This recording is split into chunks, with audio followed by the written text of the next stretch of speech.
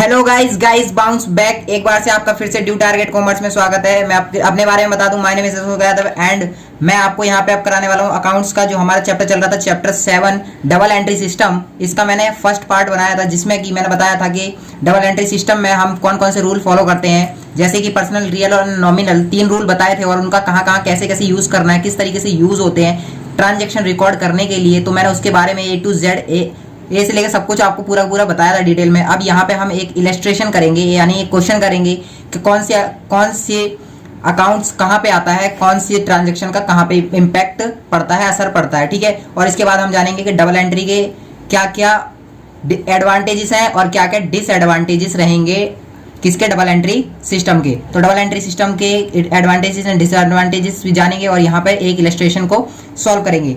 If you are new visitor please subscribe the channel and don't forget to like the video. तो चलो, अगर आप पहले आए हैं वीडियो पे तो जाकर के चैनल को पहले सब्सक्राइब कर दें और बेल आइकन को दबा लें ताकि आपको एक भी वीडियो आप मिस ना कर पाएं, ठीक है। तो अब यहाँ पे जानते हैं इलस्ट्रेशन नंबर 1। सबसे फर्स्ट है classify the following accounts into personal account. कौन सा किस प्रकार का अकाउंट है, उसमें आपको इसको क्लासीफाई करना है। यानी कैपिटल किस तरह का है, कैपिटल अकाउंट एक पर्सनल अकाउंट है, ठीक है। तो कैपिटल क्या है, एक पर्सनल अकाउंट है, क्योंकि हम क्या करते हैं, कैपिटल जो ओनर होता है, मालिक होता है कंपनी का, वो कैपिटल लगाता है, इसलिए कैपिटल क्या है, एक पर्सनल, ठीक है। ड्राइंग्स क्या है, ड्राइंग्स किस तरीके का अकाउंट है, ड्राइंग्स क्योंकि हमारी एक लाइबिलिटी होती है, हमें चुकानी होती है, यानी ये भी क्या हो जाएगी, एक पर्सनल अकाउंट में आ जाएगी, यानी हमें पे करनी है तो पर्सनल हो गया। कैश पेड, आपने कोई कैश पे किया, किस में आएगा, नॉमिनल में आएगा। क्यों आएगा कैश पेड नॉमिनल में, क्योंकि जो भी हम जितने खर्चे होते हैं वो हम नॉमिनल में रिकॉर्ड करते हैं और फायदे भी हम नॉमिनल में रिकॉर्ड करते हैं, तो इससे ये भी बन जाता है। ये किस में आएगा, कैश रिसीव, कैश रिसीव किस में आ जाएगा, रियल में आएगा। रियल में क्यों, क्योंकि debit what comes in, credit what goes out, जो भी आ रहा है उसे डेबिट करो, यानी कैश अगर रिसीव हुआ आया तो उसे रियल अकाउंट में लिखेंगे। एंड कमीशन पेड, अगर कमीशन पे किया यानी खर्चा है तो किस में जाएगा, नॉमिनल अकाउंट में जाएगा, ठीक है।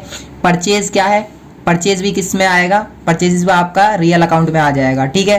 एंड सैलरी क्या है, सैलरी क्या है, नॉमिनल, यानी आपने किसी की सैलरी पे करी तो किस में आएगा, नॉमिनल में आएगा, ठीक है।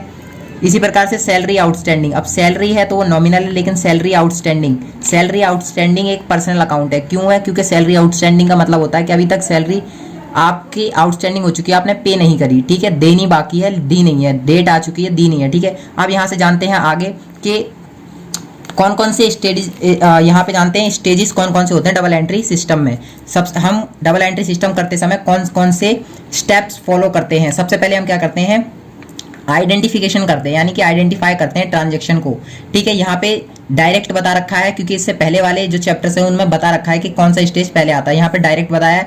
तो सबसे पहले उसे रिकॉर्ड करते हैं, किसमें रिकॉर्ड करते हैं, बुक ऑफ ओरिजिनल एंट्री में। वो प्राइमरी बुक होती है जिसको क्या कहा जाता है, जर्नल कहा जाता है। All transaction are first recorded in primary book, एक हमारी बुक होती है, ठीक है, एक हमारी बुक होती है जिसको क्या कहा जाता है, जर्नल, ठीक है ना। तो इस प्रकार से हमारी एक बुक होती है जिसको क्या कहा जाता है, जर्नल कहा जाता है, okay. And other subsidiary books होती हैं जिसको क्या कहा जाता है, सब डिवीजन बुक्स, ठीक है। क्या करते हैं हम, जैसे परचेज बुक हो गई, सेल्स बुक हो गई, परचेज रिटर्न, सेल्स रिटर्न, इन बुक से क्या करते हैं, ये कौन सी बुक्स कहा जाता है, सब्सिडरी बुक्स। इनसे ट्रांजेक्शन हम कहाँ रिकॉर्ड करते हैं। एंड इसके बाद क्या करते हैं, इसके बाद हम क्या करते हैं, ट्रांजेक्शन को क्लासीफाई करते हैं अलग अलग, जितनी हो गई, जैसे मोहन से हो गई, किसी से आपने उधार में सामान खरीद लिया, आपने कुछ खरीदा कुछ बेचा, जितनी ट्रांजेक्शन उन सबको क्या करेंगे, क्लासीफाई करेंगे, अलग अलग करेंगे, ठीक है। In this stage all the transaction are recorded in journal और अदर सब्सिडरी बुक। क्या करते हैं, सारी ट्रांजेक्शन को कुछ को जर्नल में लिख देते हैं, कुछ को परचेज बुक में, कुछ को सेल्स में, जितनी परचेज करी उसको परचेज बुक में, जितनी बेची चीजें उसको सेल्स बुक में, जितना उधार में खरीदा उसको क्रेडिट, यानी कि परचेज बुक, सेल्स बुक, जितनी हमने खरीदी हुई चीज़ें कुछ उसमें से खराब थी वापस करी, यानी परचेज रिटर्न में। तो इस तरह से हम क्या कर देते हैं, उनका क्लासिफिकेशन कर देते हैं अलग अलग ट्रांजेक्शन का। उसके बाद क्या करते हैं, समरी बनाते हैं, जैसे हमें पूरा चैप्टर पढ़ लिया उसका हम एक समरी बनाते हैं, ऐसे इसमें क्या करते हैं, एक समरी बनाते हैं। In this stage all the accounts in ledger are balance off. इस स्टेज पे क्या करते हैं, हम लेजर बनाते हैं, पिक्चर्स में आपको दिख रहा होगा, ठीक है, यानी कि पिक्चर्स में आ रहा होगा कि लेजर अकाउंट कैसे दिखता है, ऊपर देखो। एंड यहाँ से आपको लेजर, जितनी भी हमने ट्रांजेक्शन करी उनको हम लेजर में पोस्ट कर देते हैं, यानी लेजर में दिखा देते हैं। इन अ लिस्ट डेबिट, देखो, और एक लिस्ट होती है जिसे हम क्या बोलते हैं, ट्रायल बैलेंस, यानी कुछ चीज़ें ट्रायल बैलेंस में डेबिट साइड में जाती हैं, किससे, जितनी हमने लेजर में चीज़ें डाली थी, ठीक है। कहाँ से? सब्सिडरी बुक से, परचेज बुक, सेल्स बुक, इनसे किस में डालते हैं? लेजर में। लेजर से किस में डालते हैं? ट्रायल बैलेंस में। तो ट्रायल बैलेंस भी आपको ऊपर पिक्चर में दिख रहा होगा, वहाँ से आप देख लीजिए। ये क्या है? इससे हम कुछ चीज़ें डेबिट में डालते हैं, कुछ चीज़ें क्रेडिट में। अब कौन सी डेबिट में, कौन सी क्रेडिट में? जो ट्रायल बैलेंस में डेबिट साइड दिख रही है, सॉरी, जो लेजर में डेबिट में दिख रही है वो डेबिट साइड जाएंगी ट्रायल में, और जो क्रेडिट में दिख रही है वो क्रेडिट साइड में, ठीक है। अभी हम क्वेश्चन भी करेंगे, लेकिन अभी जान लेते हैं आगे।